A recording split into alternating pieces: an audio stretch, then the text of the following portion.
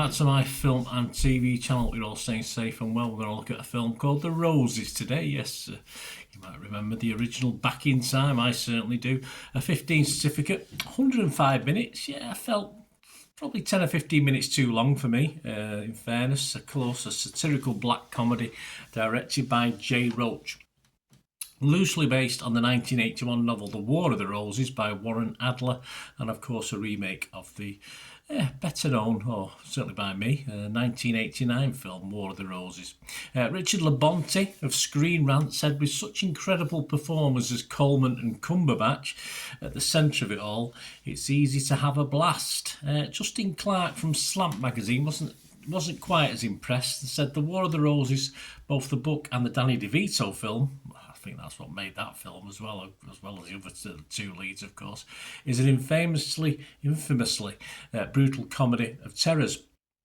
The Roses is cuddly by comparison. It probably is, but still, I thought it was a bit harsher in sort of ways as well. But so Justin Clark wasn't as impressed, of course, with that one as Richard LaBonte. So we'll have a look at who's closest, or are they both right? Because they can be both right, of course they can. Please, guys, if you do like the channel or do like the content, smash that like button. Subscribe if you've not already done so. And yeah, if you give us a hype as well, there's something called hype points now, isn't there? So yeah, if you give us some hype, guys, that'd be wonderful as well. It might be over there, don't know where the sort of emoji is, but give us some hype, guys. That'll be fantastic. You get hype points, don't you, on YouTube now. That'll certainly help the channel out, and there are other ways of helping out as well, but I'll go through them before we go. Let's get on with this review. Of course, the film stars Benedict Cumberbatch and Olivia Colman, two of my favourite actors, as a successful couple whose seemingly pitch-perfect marriage begins falling apart. It certainly does. Well, we get this sort of a bit of backstory. It sort of starts near the end, and then we go back in time, and then obviously it catches up with where the film started. This also stars Andy Samberg, Alison Janney, Belinda Bromley, Sunita Mani, Nikutu Gatwa, Jamie Demetrio, Zoe Chow and Kate McKinnon. It's released in the US and the UK on or around August the 29th, so check your territories. I'm recording this on September the 4th, 2025, so 4 or 5 days after.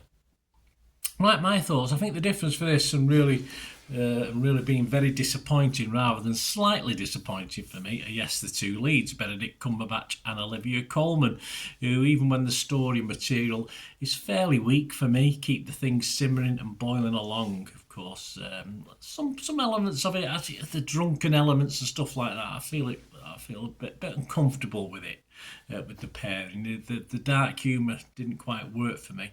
But when the things are going well, the humour is terrific. But it's all a little bit sad when things are falling apart. I love dark comedy. I do appreciate it, but it didn't really work for me as that much. It's never as effective when things aren't great. Of course, there's certain limits to it. I think the more that's drank, the worse it gets. But of course, there's certain limits to the humour for me, the dark humour side of it anyway. And also, I think the main thing with this film, it doesn't really matter because they're all also stars, but I think the film struggles when other characters appear on the screen. I'm going to be specific, significant, not the actors, the characters themselves. I'm not going to say anything. The actors do a good job all round. But I think on screen, significantly, when the Barry and Amy characters are on screen, especially Amy, who's obviously in a sort of couple of solo sequences with the others, with the main leads. I just think Amy's character is pretty awful, and I think the combination isn't great, and it doesn't really add anything to the film. There are, though, good supporting roles that I did appreciate. I wanted more than perhaps a brief appearance that we get of Alison Janney, of course. She's brilliant. I love Alison Janney. She was superb as a lawyer, but it's like a 5-minute scene within the film, but she definitely stole that. Nikutu Gatwa, well, is one of my least favourite Doctor Who's, I'll admit that now. Only perhaps Capaldi was worse. Again, not particularly the actors, just the part they play. But I think this minor role is spot on for him. I think he was ideal for this. And Sunita Mani, who I've seen a few times, is always very likeable. I like Sunita Mani in the films as well. Guardian's Peter Bradshaw only give it 40. He didn't think much of it. He said the movie has a high gloss and sheen like something by Nancy Myers, which creates a diverting disconnect, yet it flinches from the recognisable tragicomedy reality of a bad marriage. Yeah, I think Peter's probably right. As I said, where some of the dark elements, the drunken elements, the nastiness doesn't work on that basis. I'm not sure, of course, as a film, it's overly hard to be recognisable, as they say, on a bad marriage, but it does sort of hit and miss throughout, and I'd have to agree partly with Peter there. BBC's Karen James likes it a lot more. She said throughout, Colman and Cumberbatch's performances make the dialogue much funnier than it sounds in print, and I don't think anyone's disparaging or anyone's going against the Colman-Cumberbatch partnership making this film either watchable or very watchable. I think everyone agrees on it. I don't think there's any discontent there at all.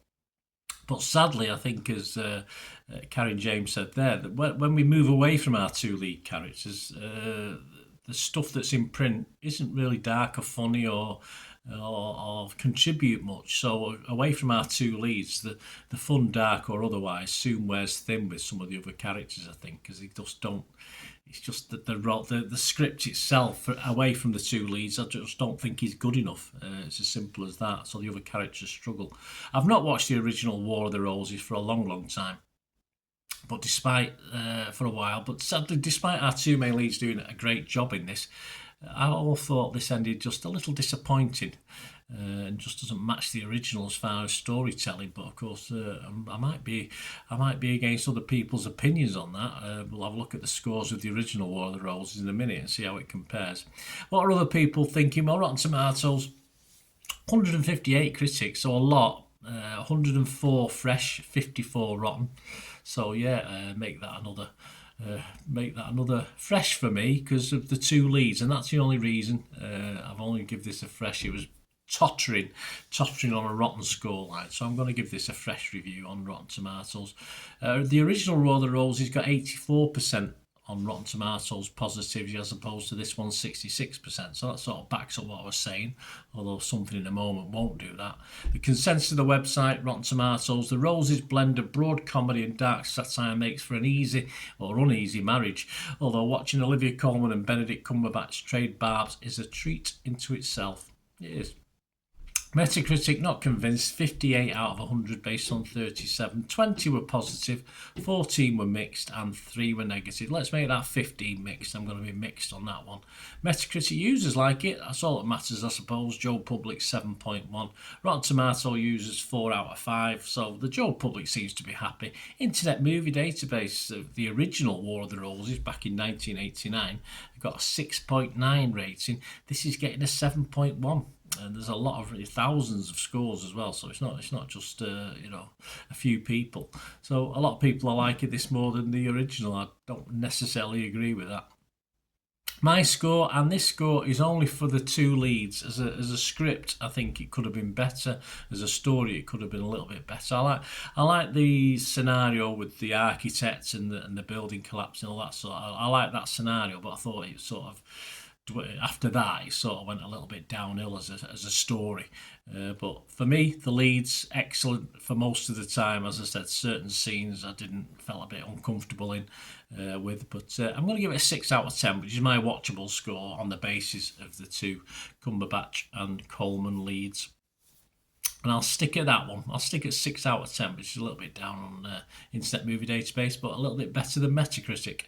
Let me know what you think, guys. It'd be great to have your views. Of course, it is your opinions on this film or anything to do with film and TV. I'm always here. If you do like the content, as I say, there's ways of supporting the channel. If you just want to get in contact with me, you could do that quite easily. And to find out how to do this, all I ever ask is you keep watching and listening. Hi again, hope you enjoyed the feature, guys. Thanks for watching. Please, if you did enjoy the content, please give us a thumbs up, and if you've not already done so, press that subscribe button. If you're not already subscribed, that'd be wonderful. It's free to subscribe, absolutely free.